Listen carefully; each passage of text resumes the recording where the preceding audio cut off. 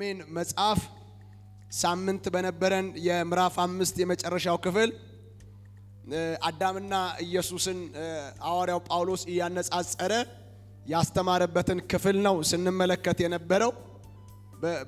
በአዳም በኩል ብዙዎች ሞቱ፣ በአዳም በኩል ብዙዎች ፍርድ ስር ገቡ፣ በአዳም በኩል ብዙዎች ተቀጡ፣ በአዳም በኩል ብዙዎች በኩነኔና በፍርድ ስር ሆኑ።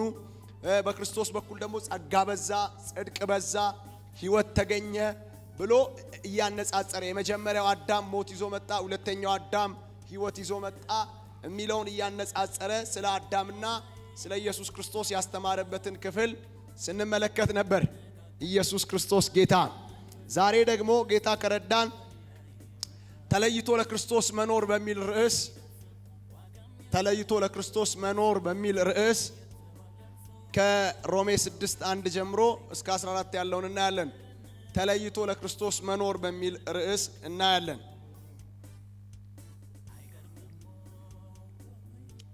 ተለይቶ ለክርስቶስ መኖር በሚል ርዕስ ነው የምንመለከተው የኛውን ክፍል።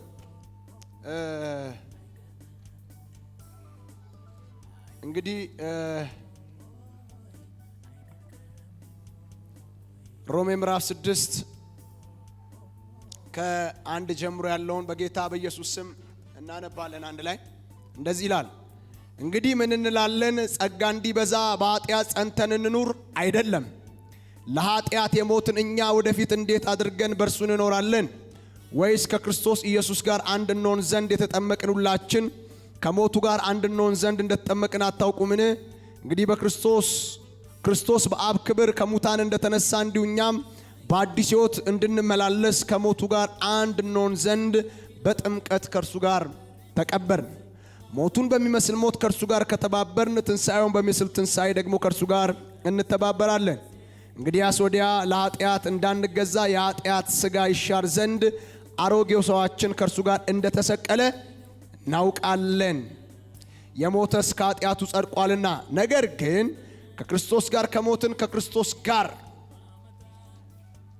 ደግሞ በሕይወት እንድንኖር እናምናለን። ክርስቶስ ከሙታን ተነስቶ ወደፊት እንዳይሞት ሞትም ወደፊት እንዳይገዛውና እናውቃለንና መሞትን አንድ ጊዜ ፈጽሞ ለኃጢአት ሞቷልና በሕይወት መኖርን ግን ለእግዚአብሔር ይኖራል። እንዲሁም እናንተ ደግሞ ለኃጢአት እንደሞታችሁ ግን በክርስቶስ ኢየሱስ በጌታችን ሆናችሁ ለእግዚአብሔር ሕያዋን እንደሆናችሁ ራሳችሁን ቁጠሩ። እንግዲህ ለምኞቱ እንዲታዘዙ ለሚሞት ሥጋችሁ ኃጢአት አይንገስ። ብልቶቻችሁንም የአመፃ ጦር ዕቃ አድርጋችሁ ለኃጢአት አታቅርቡ። ነገር ግን ከሙታን ተለይታችሁ በሕይወት እንደምትኖሩ ራሳችሁን ለእግዚአብሔር አቅርቡ። ብልቶቻችሁም የጽድቅ ጦር ዕቃ አድርጋችሁ ለእግዚአብሔር አቅርቡ። ኃጢአት አይገዛችሁምና ከጸጋ በታች እንጂ ከሕግ በታች አይደላችሁምና ይላል። ኢየሱስ ጌታ። እንግዲህ ይህንን ክፍል ጌታ በረዳን መጠን እስከ ቻልነው እንሄድበታለን። ከቻልን ይሄኛውን እንጨርሳለን። አንደኛ በሉና በአዲስ ሕይወት ከክርስቶስ ጋር ለመኖር ለኃጢአት ሞተናል። በአዲስ ሕይወት ከክርስቶስ ጋር ለመኖር ለኃጢአት ሞተናል። ሮሜ 6:1 እና 2 እንደዚህ ይላል። በጌታ በኢየሱስ ስም አነባለሁ። እንግዲህ ምን እንላለን? ጸጋ እንዲበዛ በኃጢአት ጸንተን እንኑር አይደለም። ለኃጢአት የሞትን እኛ ወደፊት እንዴት አድርገን በእርሱ እንኖራለን? አሁን ሲጀምር ራሱ ምዕራፍ 6 ምን ብሎ ነው የሚጀምረው? እንግዲህ ምን እንላለን? ጸጋ እንዲበዛ በኃጢአት ጸንተን እንኑር ወይ? ለምንድን ነው ይሄንን ያነሳው ስትሉ የምዕራፍ 5ን የመጨረሻውን ክፍል ብዙ ኃጢአት በነበረበት ብዙ ጸጋ በዛ ብሏል። ምዕራፍ 5 ባለፈው የተማርነው ላይ የመጨረሻው ክፍል ላይ ምንድን ነው ያለው? ብዙ ጸጋ የበዛው ብዙ ኃጢአት ስለነበረ እንደውም ከኃጢአቱ ጸጋው በስቷል ብሎ ነው ያስተማረው። ኢየሱስ ክርስቶስ ያድናል። ስለዚህ ምዕራፍ 6 ላይ መጣና ምን አለ ታዲያ? ጸጋ እንዲበዛልን በኃጢአት ጸንተን እንኑር ወይ? ጸጋ አለ ብለን በኃጢአት እንቀጥል ወይ? ምክንያቱም ጸጋ ማለት የእግዚአብሔር ነጻ ስጦታ ነው። ከኃጢአት በላይ ለኃጢአት መድኃኒት ተብሎ የተሰጠን ነው። ጸጋ እንዲበዛ ታዲያ አሁንም በኃጢአት ጸንተን እንኑር ወይ? ምክንያቱም ይሄ ትምህርት የጸጋ ትምህርት ለኃጢአት ላይሰንስ የሚሰጥ አይደለም ብለናል። ወይ ደግሞ ለኃጢአት ፍቃድ የሚሰጥ አይደለም። እንደውም ቀጥሎ ምክንያቱን ሲናገር ምን ብሎ ነው የሚናገረው? ለኃጢአት የሞትን እኛ ለምን የሞትን? ለኃጢአት የሞትን እኛ እንዴት በሱ ጸንተን እንኖራለን? እኛ ለኃጢአት ምን ብለናል? ሞተናል። እንዴት ለኃጢአት የሞትን እኛ እንዴት በኃጢአት ጸንተን እንኖራለን? ስለዚህ ጸጋ እንዲበዛ ኃጢአት አንቀጥልም። ጸጋ እንዲበዛ እኛ እንደውም ጸጋ በመብዛቱ ምክንያት ከኃጢአት ተለይተን ለኃጢአት ምን ብለናል? ሞተናል። ኢየሱስ ክርስቶስ ጌታ እና ለኃጢአት የሞት ነው ከክርስቶስ ጋር በአዲስ ሕይወት ለመኖር ነው። ኢየሱስ ያድናል። ከማን ጋር ለመኖር?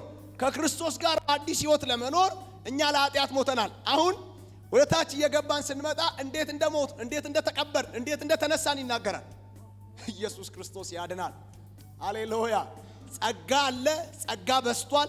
ጸጋ ግን ስላለ ተብሎ ከኃጢአት ጋር ጨዋታ፣ ከኃጢአት ጋር ቀልድ አይቀለድም። ጸጋ እንዲበዛ ኃጢአት ጸንቶ መቀጠል የለበትም። እኔና እናንተ በክርስቶስ በአዲስ ሕይወት እንድንኖር ለኃጢአት ሞተናል።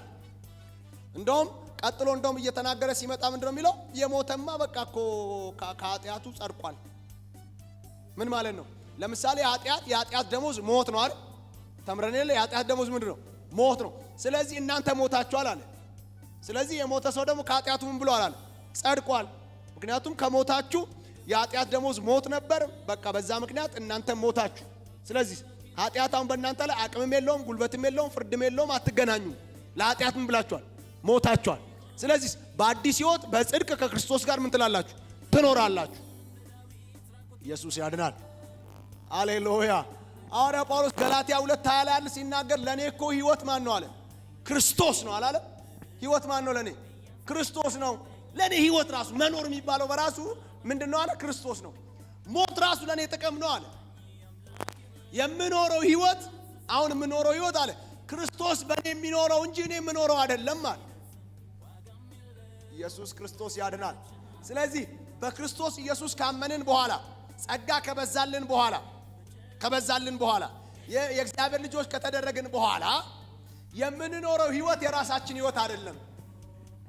የምንኖረው ሕይወት የክርስቶስ ሕይወት ይባላል። ይሄንን የክርስቶስ ሕይወት ደግሞ እኔና እናንተ እንደፈለግን የምናደርገው አይደለም። እግዚአብሔር በእኛ ክርስቶስን ለማሳየት እንደፈለገ የሚያደርገው ነው። አሜን ነው። እግዚአብሔር ይባረክ። ሌላው በሮሜ 6:2-5 ድረስ የምናገኘው ሁለተኛ በሉና የተጠመቅነው ለምን እንደሆነ ወቁ ነው። ሁለተኛው የተጠመቅነው ወይ ደግሞ የተጠመቃችሁት ለምን እንደሆነ ወቁ። ሮሜ 2:5 ላይ ከ2:2 እስከ 2:5 ድረስ የተጠመቅነው ለምን እንደሆነ ወቁ። የተጠመቃችሁት ለምን እንደሆነ ወቁ። እናንብበው በኢየሱስ ስም ከ3 እስከ 5 ማለት ነው። ወይስ ከክርስቶስ ኢየሱስ ጋር አንድ እንሆን ዘንድ የተጠመቅን ሁላችን ከሞቱ ጋር አንድ እንሆን ዘንድ እንደተጠመቅን አታውቁምን?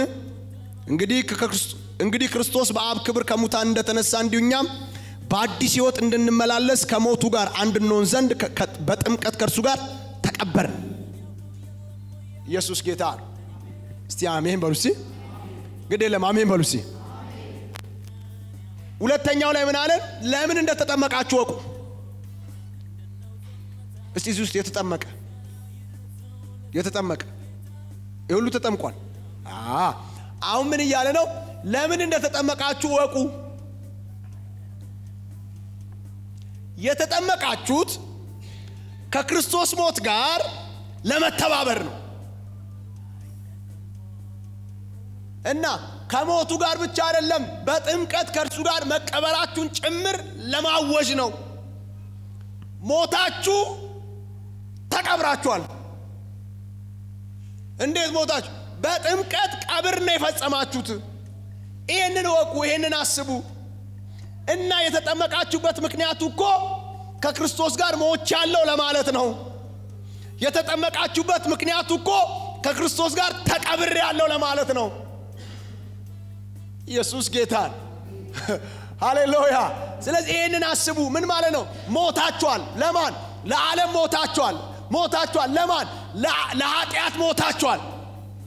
ኢየሱስ ጌታ ክርስቶስ ለዓለሙ ኃጢአት እንደሞተ እናንተም ከክርስቶስ ጋር ምን ብላችኋል? ሞታችኋል። ሃሌሉያ።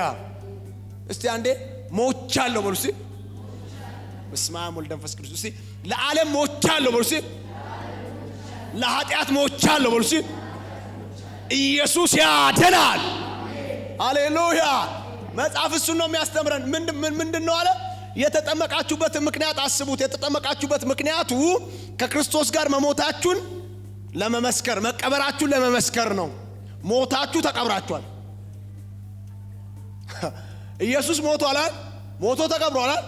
እናንተም ከክርስቶስ ጋር ሞታችሁ ምን ብላችኋል? ተቀብራችኋል። ኢየሱስ ያድናል። በነገራችን ላይ ቀጥሎ እናየዋለን። ከኢየሱስ ጋር ያልሞተ እኮ ከኢየሱስ ጋር መነሳት አይችልም። ሞቱን ያልተባበረ ትንሣኤውን መተባበር አይችልም እኮ። ለምሳሌ እጆቻችን አንስተን ዓለምን፣ ኃጢአትን፣ ሰይጣንን ክጃለሁ እኮ ስንል ለዚህ ዓለም ሞትን አይደል እንዴ? ከዛ በጥምቀት ተቀበርን አይደል?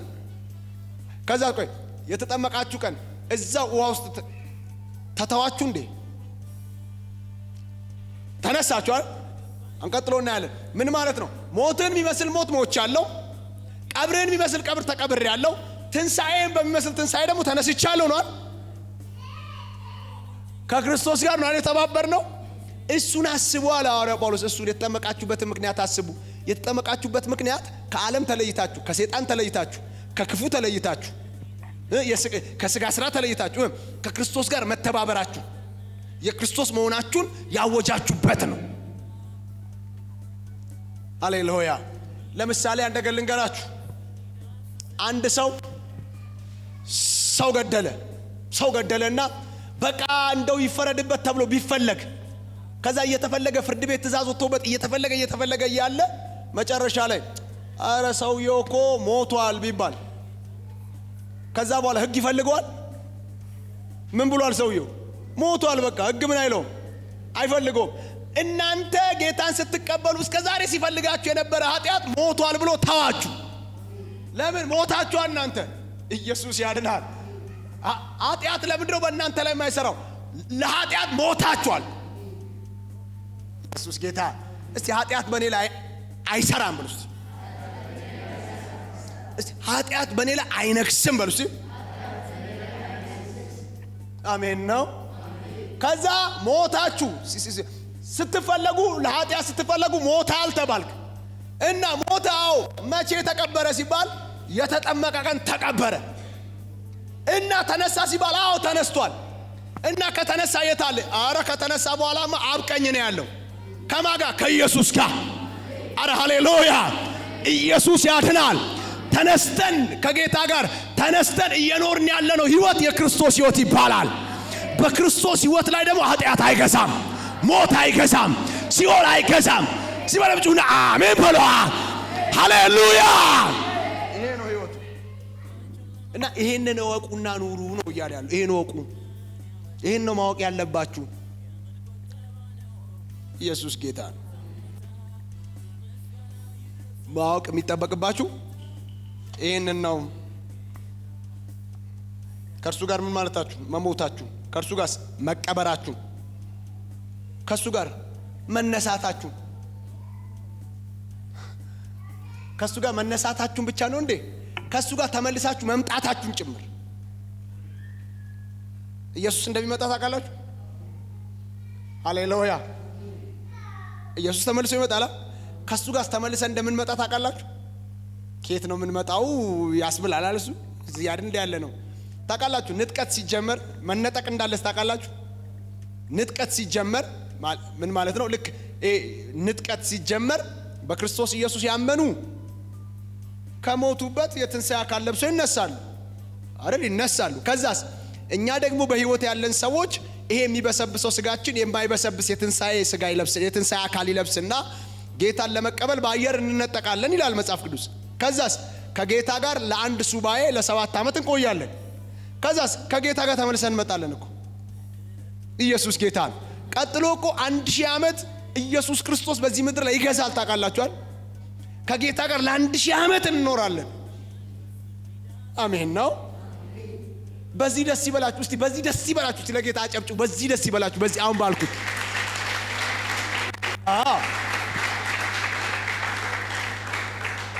ሃሌሉያ።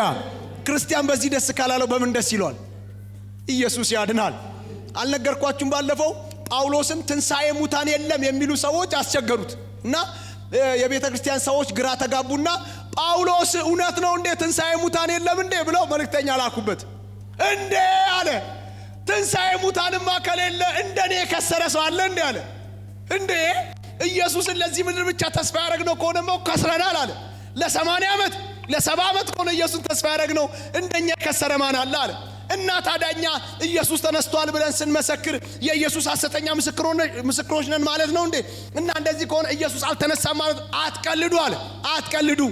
ሃሌሉያ። ኢየሱስ አለ ተነስቷል አለ። በሱ ያመንን ደግሞ አለ ለኃጢአት ሞተን ለዓለም ሞተን በጥምቀት ተቀብረን ከሱ ጋር ሞት ትንሣኤውን በሚመስል ትንሣኤ ተነስተናል አለ።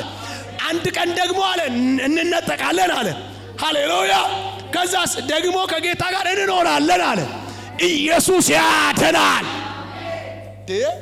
ልዩነታችን ዛሬ አይደለም እኮ። አሁንማ ምን ልዩነት አለን? አንቺ ምድር አለሽ፣ እነሱ ምድር አላቸው። አንተም ማበር አለ፣ እነሱ ማበር አላቸው። አሁንማ ምን እንትናለ? አንተም ታዝናለ፣ እነሱም ያዝናሉ። አንተም ኑሮ ምናምን ትላለ፣ እነሱም ኑሮ ይላሉ። አሁንማ ምን ልዩነት አለ? ይሄ እኮ አይደለም ልዩነቱ። ልዩነቱ ይጀምራል እንጂ እንዴ አሁን ለምሳሌ መነጠቅ ቢጀምር እኮ ሃሌሉያ እኛ ስንነጠቅ ይቀራሉ። ከአውሬው ጋር ነው የሚቀሩት። የአሁን አይነት መቅረት እንዳይመስላችሁ። አሁን እኮ ለነሱ መኖር እኛ መሰረታዊ ነን፣ አስፈላጊ ነን። ታውቃላችሁ መንፈስ ቅዱስ በእኛ ሆኖ እኮ ነው አውሬው እንደ ልቡ እንዳይሰራ እየከለከለ ያለው። አንተ በመገኘት አንቺ በመኖርሽ አንተ ውስጥ መንፈስ ቅዱስ ስላለ አንቺ ውስጥ መንፈስ ቅዱስ ስላለ ቤተ ክርስቲያን ስላለች ስለምንጸልይ አውሬው እንደ ልቡ እንዳይሰራ ክፉ እንደ ልቡ እንዳይሰራ ተከልክሎ እኮ ነው ያለው። ልክ ቤተ ክርስቲያን ስትነጠቅ እኮ አውሬው ራሱን ይገልጣል። የዛኔ ወይኔ እነዛ ጴንጤዎች በኖሩልን እኮ ነው የሚሉት። ምን ዋጋ አለው? አሁን ነው ድሉን መጠቀም ያለባቸው እንጂ በእኛ መኖር መጠቀም ያለባቸው ጌታ ማወቅ ያለባቸው አሁን ነው። ኢየሱስ ጌታ ሃሌሉያ። እና የዛኔ ነው ልዩነቱ። ወደ ጌታ ስንሄድ ነው ልዩነቱ። ዘላለም ነው ልዩነቱ። ሃሌሉያ ዘላለም። ኢየሱስ ሰርቶ ሄደው ዘላለማችንን ነው። አሳምሮ ሄደው ዘላለማችንን ነው። አሳምሮ ሄደው የዘላለም ቤታችንን ነው። አረ ሃሌሉያ። በዚህ ነው ደስ ሊለን የሚገባው። አሜን ነው። ያውን ክርስቲያኖች ናቸው እንጂ እኮ ሞት ምናምን እያሉ መንቀጥቀጥ የጀመሩት የድሮዎቹ እኮ ማን እግዚአብሔር እድል ሊሰጠኝ ነው እንዴ ይሉ ነበር። ወደ አባቴ ልሄድ ነው እንዴ ይሉ ነበር። እንዴ በቃ እንደዚህ ሊሆን ይሉ ነበር። እንደ እድል ነበር። እነ ጳውሎስ እኮ ፈልገው አላገኙም። እኔ ብሄድ ከጌታ ጋር ብኖር ነው የሚሻለኝ፣ ነገር ግን በቃ መኖሬ ለእናንተ ስለሚጠቅም ብዬ በሁለት ነገር እጨነቃለሁ። ልኑር ብዬ ለነሱ ልጥቀም ብዬ እጨነቃለሁ አለ። ኢየሱስ ያድናል። አሁን ግን ማለት ነው በ85 ዓመቱ ሰውየው ማለት ነው ጸልይልኝ። ለምን እድሜ ሲጀመር ከ85 ከ90 በኋላ አሁን ሰው ምን እድሜ ተጨመረለት አልተጨመረለት ምንድነው የሚሰራው? ከ80 በኋላ ድካም ነው አላለ መጽሐፍ? ምንድነው አለ? ምን ማለት ነው ድካም ነው ማለት? በልጅ ልጅ እየተገፋሽ ከዘራ ምናምን ሕፃኑ እየተጫወተ ምናምን ናስቲ ቤቢስ ሼባው ደግሞ ያለ ከዘራሽን ምናምን ከዘራን ይዞ ለመሄድ ምን በረከት ነው እንዴ? ኢየሱስ ያድናል። አንድ ነገር ልንገራችሁ፣ በእኔ ዘመን ጌታ ይመጣል እንዲሁ አፈር ሳልገባ እነጠቃለሁ። ምን ነው ካልመጣና ደግሞ እኔ ወደ ጌታ ምድር ከሆነ አይኔ ሳይፈዝ ጉልበቴ ሳይደክም ሳይዘን በሰላም ወደ አባቴ ሄዳለሁ። ምን ነው አሜን አትሉ? ጸሎቴን ነው ነገርኳችሁ። በነገራችን ላይ ትንብዬ አይኔ ፈዝዞ በዚህ ደንዝዞ ጉልበቴ እንትን ምና እኔ እንደዚህ አይነት ኑሮ አልኖርም፣ አልፈልግም። ሲጀመር እንደ ሙሴ አይኔ ሳይፈዝ ጉልበቴ ሳይደክም ሃሌሉያ። ከፈለገ እግዚአብሔር እኔ 900 ዓመትም ያኑረኝ እንጂ ችግር የለብኝም። ስራውን ሰራለሁ እድሜ ካለኝ እድሜ እስከሰጠኝ ድረስ። ደግሞ እንዴት ነው ካለኝ ግን እኔ ግን ጉልበቴ ሳይፈዝ አይኔ ምናምን እንትን ሳይል ነው መኖር እንፈልገው። ከዛስ አይኔ ሳይፈዝ በፊት ጉልበቴ ሳይደክም በፊት በሰላም ምን ደህና ናችሁ አይደል? እንዴት ናችሁ? እስቲ ደህና ነኝ በሉ እስቲ። ግድ የለም በሉ እስቲ ደህና ነኝ በሉ እስቲ። ሃሌሉያ። ስለዚህ ደስ ይበልሽ። ሃሌሉያ። አንተ ክርስቶስ ስራን ሰርቶ የጨረሰልህ ሰው ነህ። ዘላለም ያማረ ሰው ነህ። አገር ያለ ሰው ነህ። እኔ ሁሌ እናገራለሁ። ይኸው ብዙ ጊዜ ይገርመኛል። ልክ ኢትዮጵያ ላይ ኮሽ ሲል ኮሽ ሲል ወዲያው አሜሪካ ዜጎቼን ትላለች። አውሮፕላን ትልክና አውጡልኝ ህዝቤን አውጡልኝ ትላለች። ዜጎቼን እዛ የደህንነት ችግር አለ ተብሏል፣ ዜጎቼ እንዳይጎዱ ምናምን ትላለች። ከኢትዮጵያ ታስመልጣቸዋለች። ከሲኦል ነው ማታስመልጣቸው፣ ከዘላለም ሞት ነው ማታስመልጣቸው። ልክ ይኸው የመጨረሻው ጊዜ ሲደርስ የኔ ኢየሱስ ግን ይመጣና ዜጎቼን አይደለም የሚለው ልጆቼን፣ የሞትኩላቸውን፣ የተዋረድኩላቸውን፣ በቀራንዮ አደባባይ ዋጋቸውን የከፈልኩላቸውን፣ ማዳኔን የተቀበሉት ልጆቼን ይላል። የዛኔ ልዩነት ይመጣል። አሜን ነው። ሃሌሉያ። ግድ የለም ይኸው እዚህም ላለው ነገራችን ጌታ የታመነ ነው። ለምንኖርበት፣ ለምንበላው፣ ለምንሰራው ለእያንዳንዱ ታማኝ ነው። እሱ የስጋችንም የነፍሳችንም የመንፈሳችንም ጌታ የታመነ ነው። በዚህ አትጠራጠሩት። ግን አንድ ነገር ልንገራችሁ፣ ዋናው ነገራችን ዘላለም ላይ ተሰርቷል። ይህን ነው ማሰብ ያለባችሁ።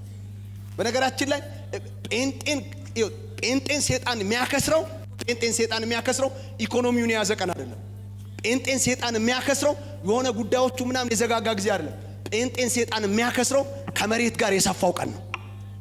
ከመሬት ጋር ያጣበቀው ቀን ጴንጤን አክስሯል ማለት ነው። ሰይጣን አገሩን እንዳይናፍቅ ካደረገው፣ የሰማዩን ነገር ከሸፈነበት ከዘጋበትና በምድር በሚታየው ነገር ካስለቀሰው የዛኔ አንድ ጴንጤ አክስሯል ማለት ነው። ሰይጣን ጴንጤ የሚከስረው በምድሩ ጉዳይ ልቡ ሲወርድና በቃ መኖር አልችልም አለቀ ነገሬ ጨለመ ብሎ ከምድር ጋር ከተሰፋ የዛኔ ከስሯል።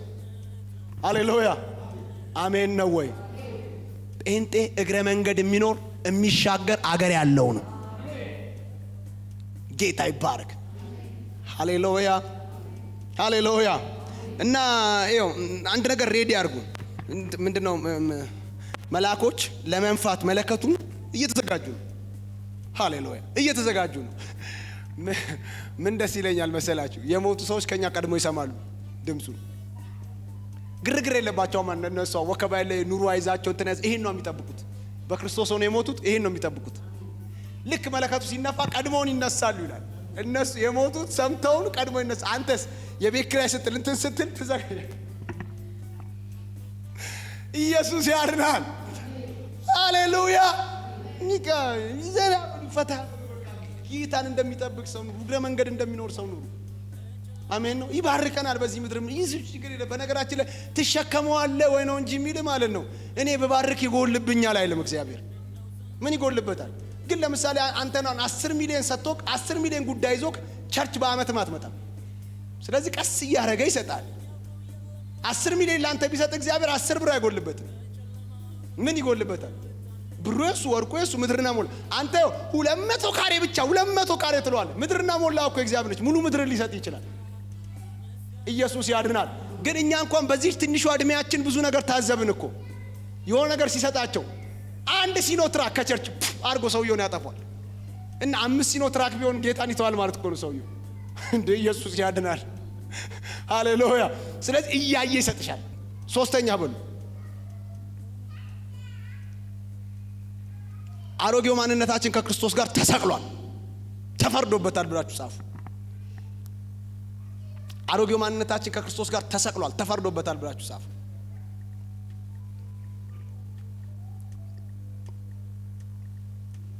ሮሜ 6:6 እና ገላትያ 5:24